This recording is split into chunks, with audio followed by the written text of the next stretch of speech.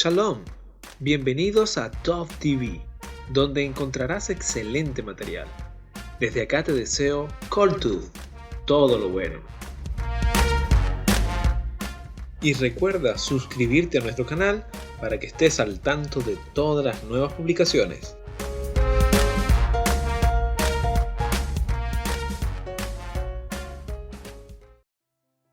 Shalom a todos. En el video del día de hoy vamos a hablar sobre la fiesta de Hanukkah y su historia. Hay unas palabras que considero necesario que tengamos en mente mientras vayamos escuchando esta historia. Guerra, valentía, persecución, milagros, dedicación e iluminación. Las noches más oscuras del invierno están iluminadas por el cálido y suave resplandor de un candelabro que brilla desde la ventana frontal de una casa judía. El candelabro simple de 8 brazos arde con una gracia majestuosa y sutil. Un transeúnte en la calle se detiene para disfrutar de las velas encendidas en la ventana. Él ve niños jugando dentro de la casa, oye voces cantando. El aroma de las cosas buenas en la cocina flota sobre la casa.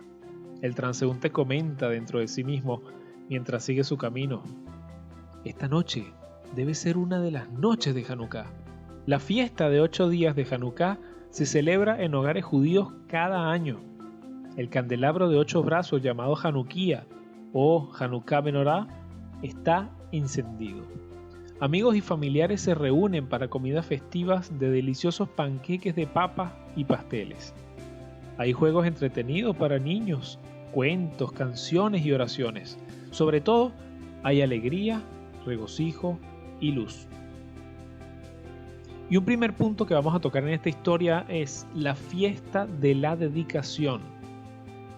La fiesta de 8 días de Hanukkah comienza cada año en el 25º día del mes bíblico de Kislev, es decir, en el 25 de Kislev.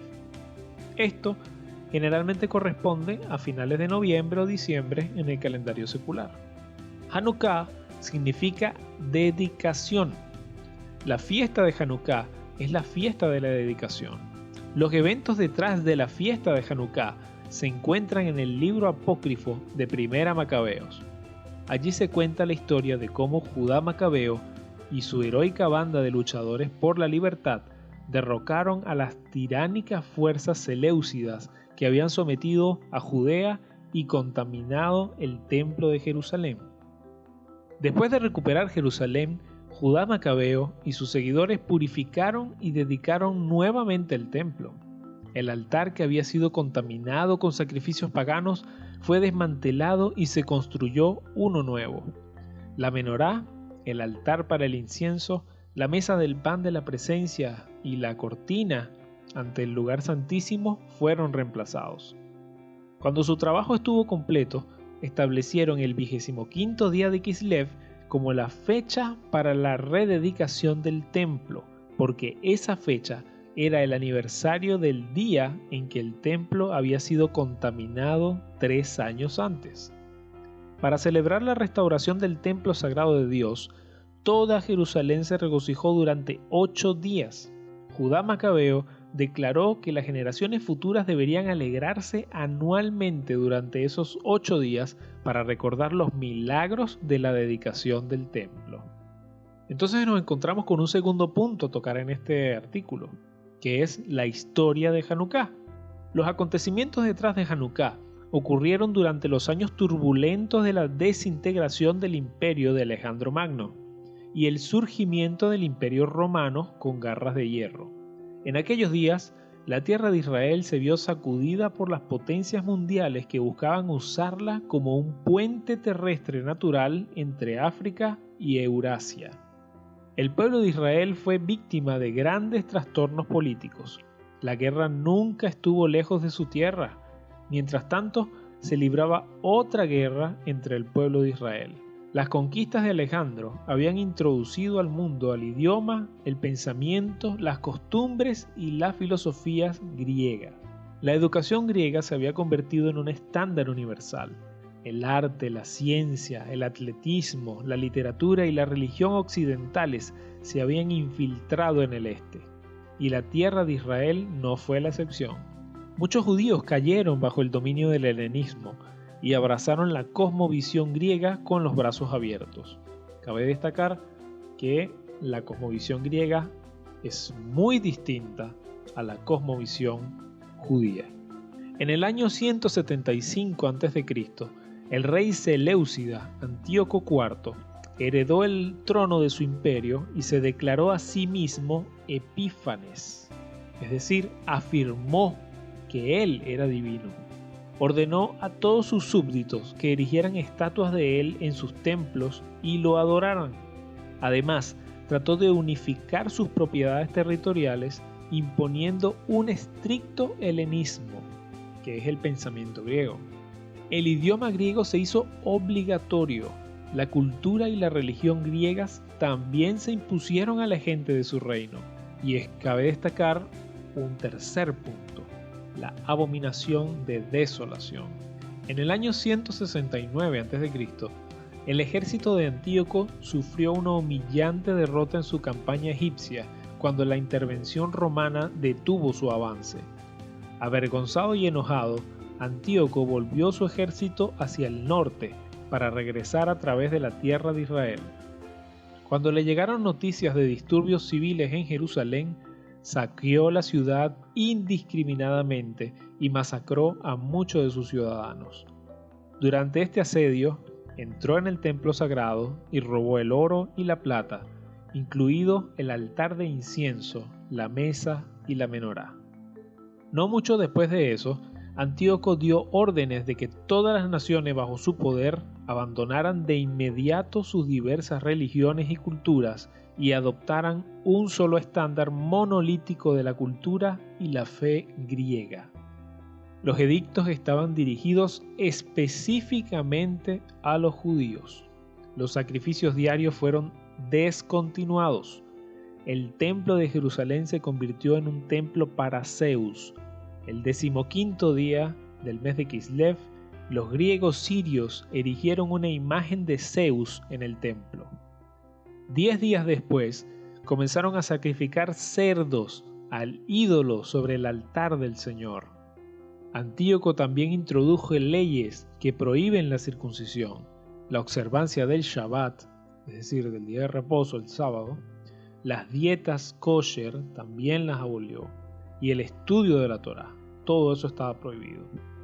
Aquellos que intentaron vivir sus vidas en obediencia a la palabra de Dios pagaron con sus vidas. Entonces, encontramos con un punto también adicional que debemos tratar, que es los celosos por la Torá. Muchos judíos optaron por cumplir con las nuevas leyes. Abandonaron la Torá para salvar sus vidas. Otros se mantuvieron firmes al pacto y pagaron sus convicciones bien caro. La tradición judía ha preservado la historia del anciano Eliezer, que eligió morir en lugar de comer carne inmunda, o incluso pretender hacerlo. Del mismo modo, se cuenta la historia de Hannah y sus 7 hijos, cada uno de los cuales fue martirizado ante sus ojos por su negativa a abandonar los mandamientos de la Torá. La historia de la valiente Judith cuenta que ella fingió seducir a un general enemigo y luego lo mató para liberar a toda su ciudad. La más conocida de todas estas historias es la de Matatías, el anciano sacerdote y sus hijos. Matatías y sus hijos eran sacerdotes que abandonaron Jerusalén cuando los extranjeros contaminaron el templo. Sin embargo, no pudieron escapar del brazo de Antíoco. Los oficiales del rey finalmente llegaron a la ciudad natal de Matatías en Modín, para obligarlos a sacrificarse por un ídolo. En la ciudad de Modín, Matatías y sus hijos se negaron a cumplir. En cambio, se rebelaron y tomaron las armas contra los oficiales del rey y los mataron. Sabían que este acto de insurrección traería ira sobre ellos, por lo que el viejo Matatías llamó a toda la gente de Modín y gritó, como está escrito en el libro de Primera Macabeos capítulo 2, verso 27 al 28. Enseguida gritó Matatías a voz en cuello en la ciudad: todo el que tenga celo por la ley, es decir, la Torá, y quiera ser fiel a la alianza de Dios, que me siga. Y él y sus hijos huyeron a las montañas, dejando en la ciudad todo lo que tenían. Otro punto a tratar en este estudio son los martillos.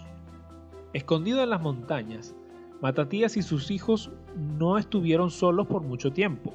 Muy rápidamente, todos los que eran celosos por la Torá se reunieron a su alrededor. Pronto formaron un pequeño ejército. Matatías mismo era muy viejo y murió en las colinas. Su hijo mayor, Judá, se hizo cargo del pequeño grupo rebelde. Al participar en la guerra de guerrillas contra la fuerza de ocupación siria, Judá y sus luchadores por la libertad llegaron a llamarse los Macabeos, que significa martillos. Judá sería por siempre conocida como Judá el Macabeo, es decir, Judá el martillo. Los primeros éxitos atrajeron la atención y el pequeño ejército fue acosado constantemente. Muy pronto, los seleucidas sirios griegos enviaron a miles de soldados mercenarios para erradicar a los rebeldes en las colinas. Ellos deben haber pensado que traería un final rápido y fácil a la revolución de Hanukkah, pero un gran milagro ocurrió allí. En un sorprendente reverso, el Señor derrocó al ejército masivo ante la pequeña banda de rebeldes. Era claramente un milagro del cielo. Judá y sus valientes macabeos libraron muchas batallas durante varios años. Sufrieron derrotas, pero también lograron muchas victorias milagrosas. En batalla tras batalla, los pocos vencieron a los muchos. Los débiles volcaron a los fuertes. Avanzaron a pesar de las abrumadoras probabilidades. La intervención milagrosa cambió las batallas a favor de los macabeos hasta que por fin pudieron reclamar Jerusalén. Y un último punto a tratar en este estudio es la rededicación del templo. Al entrar en Jerusalén, Judá y sus hermanos sacerdotes se consternaron a ver el templo desolado, el altar profanado, las puertas quemadas y el patio sagrado cubierto de maleza. Rasgaron sus vestimentas, clamaron al cielo y tocaron el shofar, que lo podemos encontrar en algunas traducciones como trompeta. Antes de que el último enemigo fuera desarraigado de las fortalezas de Jerusalén, Judá y sus hombres comenzaron a restaurar el templo. Derribaron el altar contaminado y construyeron uno nuevo. Crearon nuevos implementos y mobiliario a partir del material que estaba disponible. Una leyenda cuenta que hicieron una menorá temporal con barras de hierro que encontraron en el templo. Otra leyenda famosa dice que cuando buscaron en el templo solo pudieron encontrar una vasija de aceite de oliva con el sello sacerdotal.